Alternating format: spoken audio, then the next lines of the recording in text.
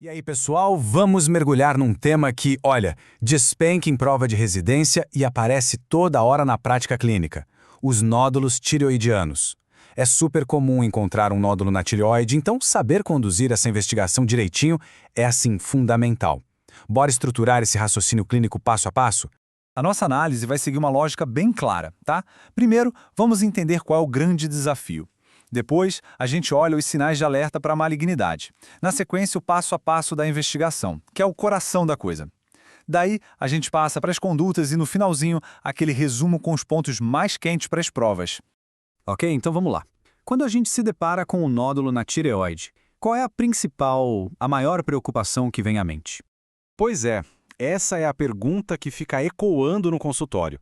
O paciente chega, muitas vezes bem assustado, e a nossa missão principal é separar o joio do trigo, diferenciar os nódulos benignos, que são a imensa maioria, daqueles pouquíssimos que podem ser malignos.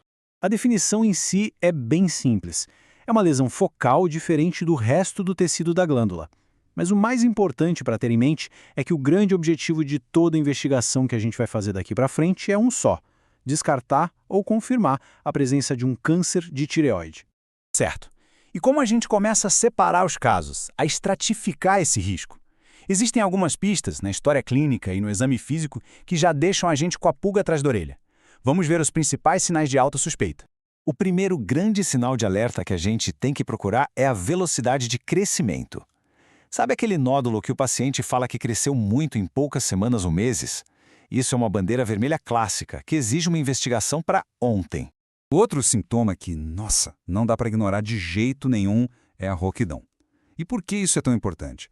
É que o nervo laríngeo recorrente, que comanda as nossas cordas vocais, passa coladinho na tireoide.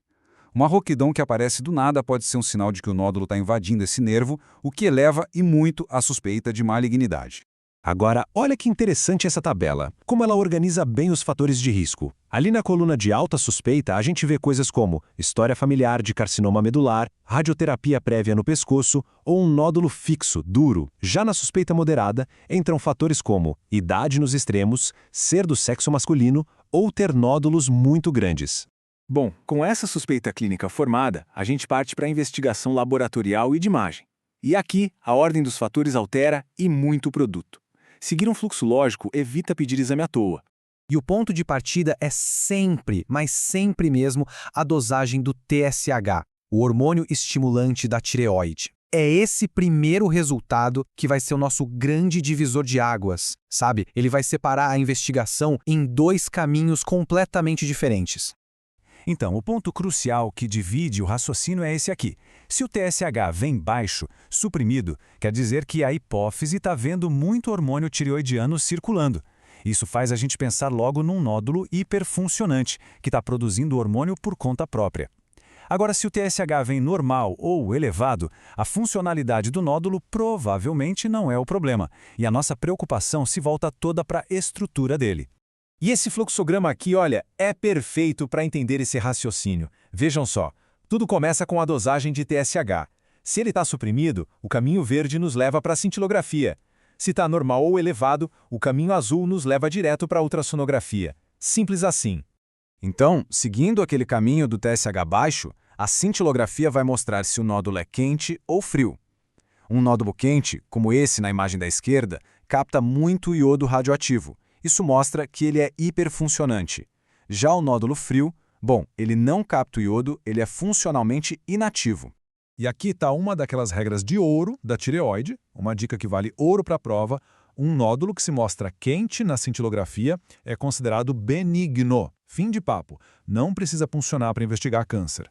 A preocupação aqui muda totalmente de foco e passa a ser o tratamento do hipertireoidismo.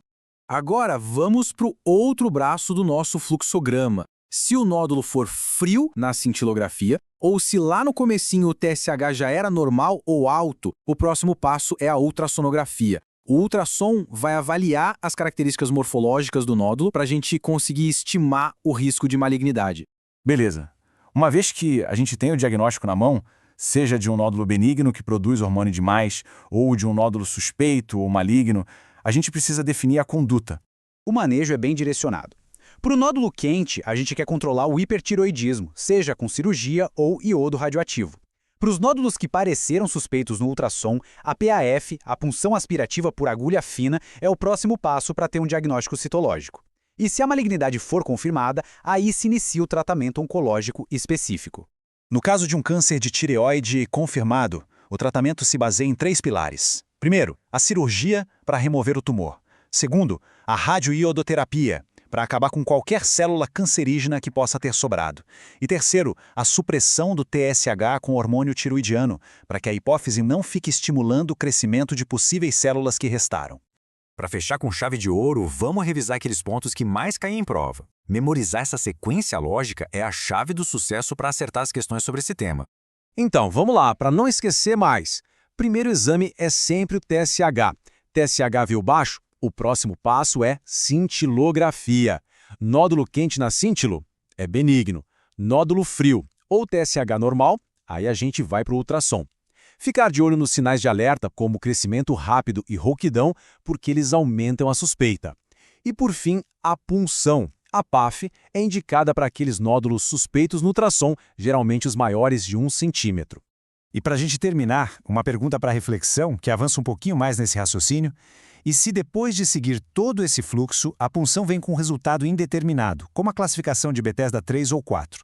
Aí, qual seria a conduta mais apropriada? Coisas como testes moleculares ou até mesmo uma cirurgia diagnóstica entram em jogo, mostrando como o manejo pode ficar ainda mais complexo. Fica aí a provocação.